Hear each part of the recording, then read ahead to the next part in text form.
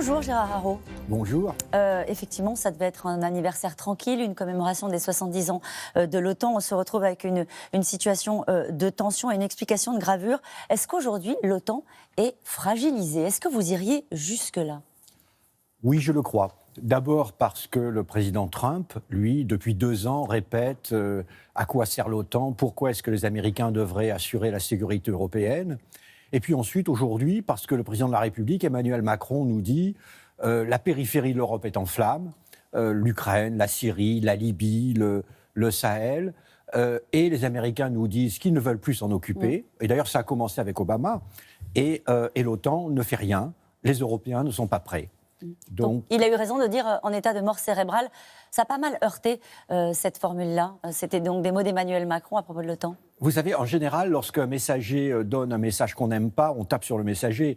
Les Européens sont des autruches, disons-le, qui ne veulent pas qu'on les réveille, qui ne veulent pas qu'on leur dise « faites des efforts », parce qu'ils espèrent tous qu'après Trump, ça reviendra comme avant, les Américains feront le boulot. Alors l'OTAN a un petit sujet, comme on dit, vous qui connaissez parfainement le jeu diplomatique, c'est ce qui se passe avec la Turquie. Erdogan estime que le président français est en état de mort cérébrale. Là, on peut considérer que c'est du registre de l'insulte. Son ministre des Affaires étrangères, turc, il parle d'Emmanuel Macron en disant « c'est le parrain du groupe État islamique ».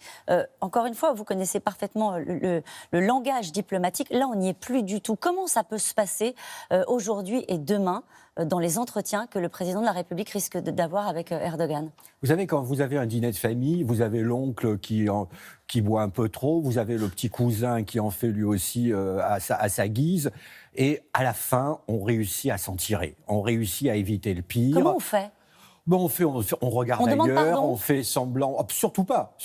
On fait comme si rien ne s'est passé, et on sort du dîner en disant « chic ». On s'en est bien tiré encore cette année. Donc moi, je pense qu'il y aura peut-être des explications de gravure, mais elles seront en tête-à-tête, mais que si Trump ne fait pas de scandale, si le vieil oncle ne fait pas de scandale, l'OTAN, le sommet se passera à peu près bien, mais les questions seront encore là. Alors ça veut dire qu'on met tout sous le sommet. tapis dans ce dîner de famille que vous nous racontez. Ouais. Les vrais problèmes dans ce dîner-là, on ne les aborde pas. Parce que concernant la Turquie, on ne parle pas simplement d'outrance de langage. La Turquie qui achète des missiles russes S-400, c'est logiquement pas comme ça que ça se passe au niveau de l'Alliance. Ankara qui a bloqué l'adoption d'un plan de défense pour la Pologne et pour les pays baltes. Évidemment, on parle de l'intervention en Syrie. Ça en fait des accros au pacte qu'on devrait avoir avec des alliés. Vous savez, en politique étrangère, il faut d'abord se poser la question, qu'est-ce qu'on peut faire ? Qu'est-ce qu'on peut faire vis-à-vis des Turcs ? Le problème, c'est que la Turquie est en position de force vis-à-vis de nous. Ah bon ? La Turquie, elle a 2 ou 3 millions de réfugiés syriens. Elle peut à tout moment ouvrir les vannes et faire en sorte que ces réfugiés syriens viennent en Europe et créer une situation très grave. Nous avons besoin aussi de la Turquie, parce que les milliers de djihadistes dans le nord de la Syrie, si Assad prend Idlib, ils vont partir dans la nature. Donc on a besoin de la Turquie. Donc on va plier ? On va, comme d'habitude, chacun va sortir de là en disant « il y a eu une bonne explication, nous nous sommes compris et on va essayer de résoudre les problèmes ». Et on les résoudra parce que les Turcs ont besoin quand même des Occidentaux et les Occidentaux des Turcs. Donc la Turquie ne peut pas faire imploser l'OTAN ? Non, la Turquie n'a aucun intérêt à faire imploser l'OTAN. La Turquie a en face d'elle, d'un côté, la Russie, de l'autre, l'Iran. Elle a un Moyen-Orient totalement déstabilisé. Et même si Erdogan est, disons, une personnalité un peu particulière, comme Trump, comme Boris Johnson, à la fin des fins, les Turcs resteront dans l'OTAN.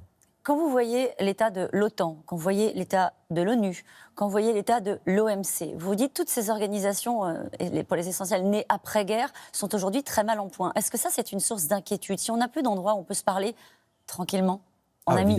Évidemment. C'est le retour de la politique des grandes puissances telle qu'on la connaissait avant 1914. Alors maintenant, c'est à l'échelle du monde. À l'époque, c'était à l'échelle de l'Europe.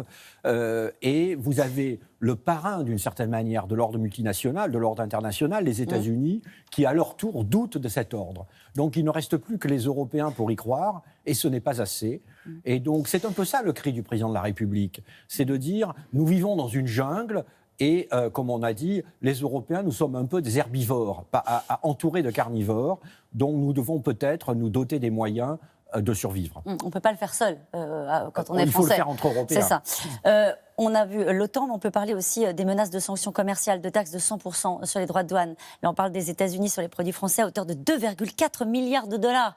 Ce serait la réponse des États-Unis à la taxe GAFA. Quand on voit ça, quand on voit l'OTAN, quand on voit le traité de l'accord de Paris, on se dit, est-ce que la tension entre Trump et Macron est irréductible ?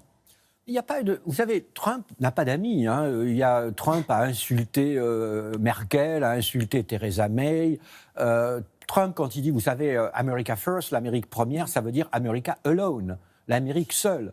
Il tape sur tout le monde. Il traite Macron comme il traite Xi Jinping et il traitera les Britanniques comme il traite les Chinois. Lorsque les Britanniques viendront négocier un traité de libre-échange, il y aura du sang britannique sur les murs. Donc voilà, c'est la manière. C'est la méthode Trump. C'est la méthode Trump. Est-ce que Emmanuel Macron a trouvé un moyen justement d'appréhender le fauve, comme vous dites, Donald Trump ? Il essaie d'être l'adulte dans la pièce. Il sait très bien qu'ils sont en désaccord sur la plupart des sujets, mais que comme à Washington, il y a un seul homme qui décide, c'est Donald Trump, eh bien il faut continuer à lui parler. C'est ce que vous racontez, page 316. Dans votre livre, vous parlez beaucoup de l'administration Trump. Je conseille vraiment ce livre parce que si on pense que la diplomatie, c'est de la langue de bois, comme on le comprend ce matin, là, vous êtes le contre-exemple. Vous racontez dans votre livre que pour comprendre l'administration Trump, il faut se référer au fonctionnement d'une monarchie. Seul l'accès à la personne du souverain compte. Bon, c'est pas si différent en France.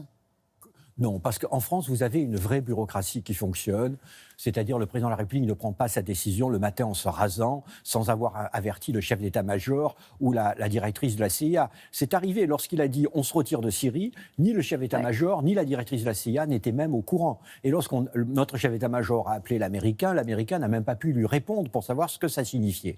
Non, nous sommes en effet un système où le pouvoir est assez concentré, mais nous sommes un système qui fonctionne correctement et normalement. Vous êtes devenu célèbre en France après un tweet. Le monde s'effondre devant nos yeux. Un vertige. C'était au soir de l'élection de Donald Trump, un tweet que vous aviez ensuite retiré. Je rappelle que vous étiez en fonction à l'époque de ce tweet. Est-ce que vous pensez qu'après le mandat de Donald Trump, il a une chance d'être réélu ? Oui, Trump peut être réélu. Il a compris la colère du peuple américain. Vous savez, les électeurs de Trump, c'est les gilets jaunes en France, c'est les électeurs de Brexit en Grande-Bretagne, c'est la rébellion de 35, 40, 45% de nos concitoyens à travers toutes les démocraties occidentales. Henry Kissinger, ancien secrétaire d'État américain, dit « Le conflit sino-américain peut virer à la guerre tout court, cela risque d'être encore pire que ce qui s'est passé en Europe. » Le chef d'état-major de la défense britannique dit « Des États comme la Russie, la Chine, l'Iran s'affirment d'une manière qui constitue un défi pour notre stabilité, notre sécurité, notre prospérité. » Qu'est-ce que vous dites aux jeunes diplomates qui arrivent aujourd'hui ? Bon courage. Exactement, bon courage et à vraiment toutes nos excuses pour vous laisser le monde tel qu'il est aujourd'hui. Moins sûr ? Moins sûr, plus dangereux. Avec un risque que ça dérape ?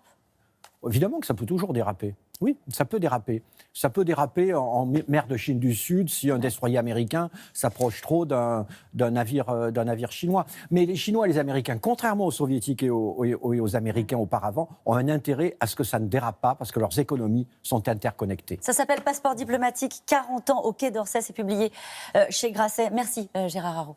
C'est à vous Laurent.